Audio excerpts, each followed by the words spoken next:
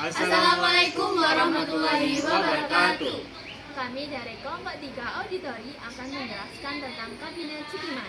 Sebelum menjelaskan tentang Kabinet Cukiman, izinkan kami memperkenalkan diri. Saya Vidya Azarini, absen 3 Saya Ahmad Sofilari, absen 2. Saya Nana Permata Satwatila, absen 23. Dan saya Indira Cahyani Sukar Ari dari absen 7. Dan tanpa lama-lama lagi, kita akan bahas tentang Kabinet Cukiman. Kita kan kedapatan materi tentang Kabinet Cukiman. Nah, kamu tahu tak Kabinet Cukiman itu apa? Oh, Kabinet Cukiman. Kabinet Cukiman adalah Kabinet Cukiman berdiri pada tanggal 27 April 1951.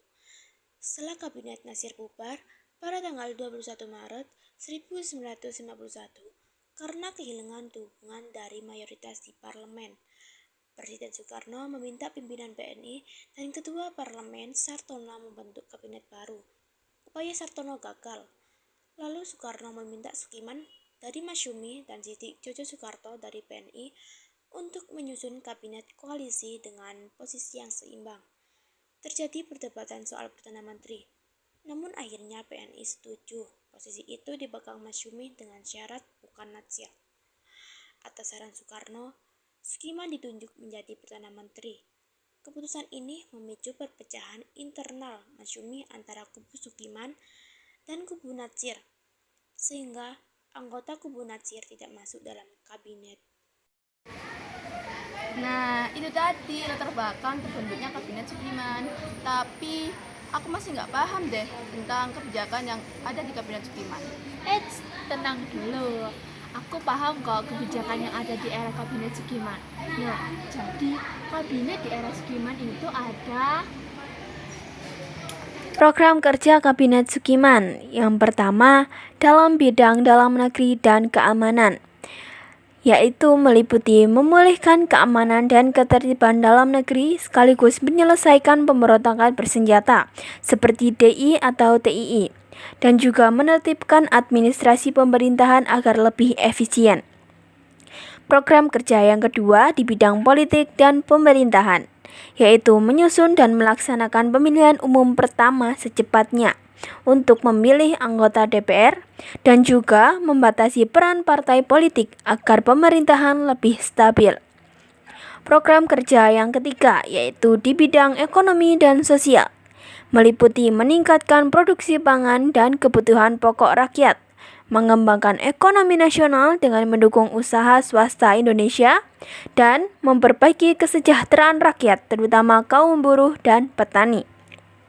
Program kerja yang keempat di bidang pertahanan dan militer, meliputi memperkuat organisasi dan persenjataan Tentara Nasional Indonesia, dan juga melaksanakan program wajib militer sebagai dasar pertahanan negara.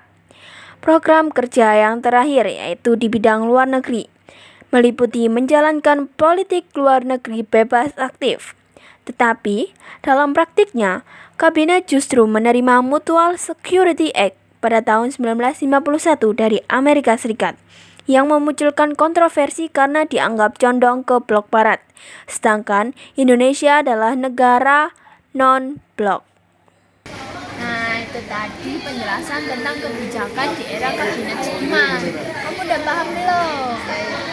Tapi aku masih bingung.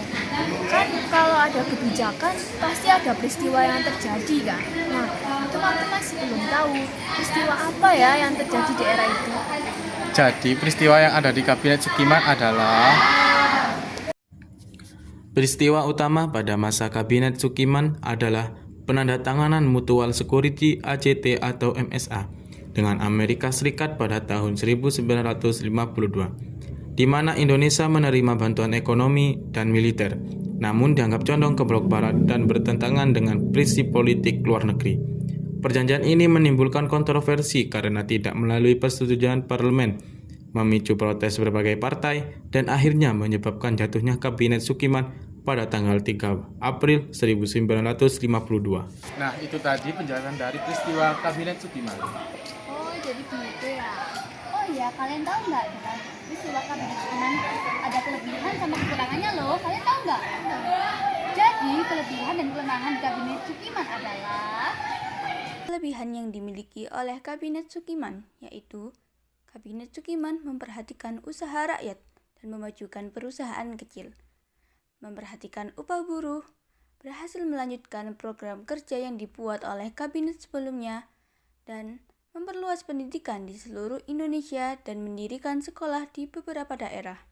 Adapun kelemahan dari Kabinet Sukiman, yaitu yang pertama, adanya pertukaran nota keuangan antara Menteri Luar Negeri Indonesia Soebardjo dengan Duta Besar Amerika Serikat Merle Cochrane.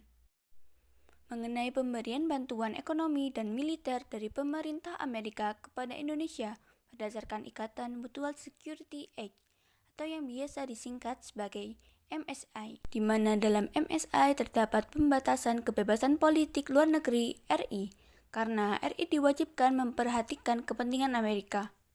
Tindakan Sukiman tersebut dipandang telah melanggar politik luar negara Indonesia yang bebas aktif karena lebih condong ke blok barat, bahkan dinilai telah memasukkan Indonesia ke dalam blok barat. Yang kedua, adanya krisis moral yang ditandai dengan munculnya korupsi yang terjadi pada setiap lembaga pemerintahan dan kegemaran akan barang-barang mewah. Yang ketiga, masalah Irian Barat belum juga teratasi. Dan yang keempat, hubungan Sukiman dengan militer kurang baik, tampak dengan kurang tegasnya tindakan pemerintah menghadapi pemberontakan seperti di Jawa Barat, Jawa Tengah, dan Sulawesi Selatan. Nah, itu tadi penjelasan tentang Kabinet Sukiman. Semoga dapat dipahami. Sekian dari kami. Wassalamualaikum warahmatullahi wabarakatuh. Dadah.